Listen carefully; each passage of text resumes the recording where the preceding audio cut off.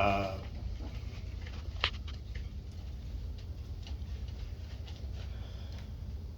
my dad's grandfather was Thomas Moore from Kilkenny. And I had a very close friend who also loved Mick dearly. His name was Timothy Michael Patrick Purcell. He loved saying the whole name, Timothy Michael Patrick Purcell. I am Irish, don't you know, he would say. In 1976, for his birthday, I gave him a trip to Ireland. He said, well, why don't you come along? It was very cheap then, Bill, I guess. And so I said, sure, I'll come along because I'd like to find out a little bit more about the Moors. And you're going to find about the Purcells. And the Moors are from Kilkenny too, so we'll just go along and I'll sort of hang out and find out about my history. We discovered that the Purcells were not Irish, they were Angevins. And they had stolen the land from the Moors. It was quite a shocking story. Great story.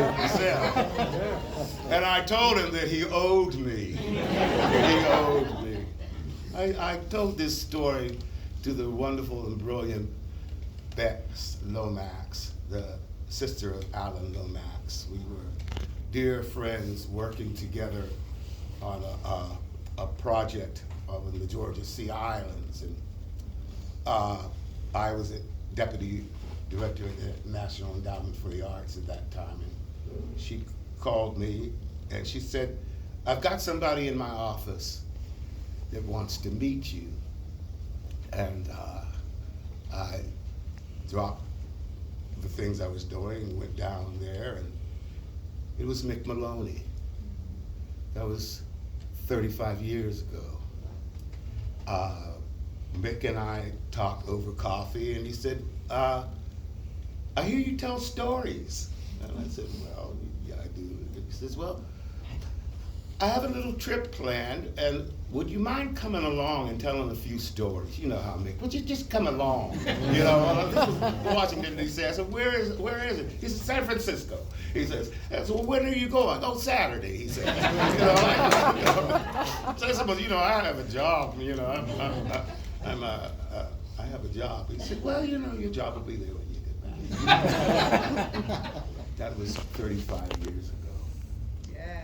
My father, who carries the Irish wit in our family,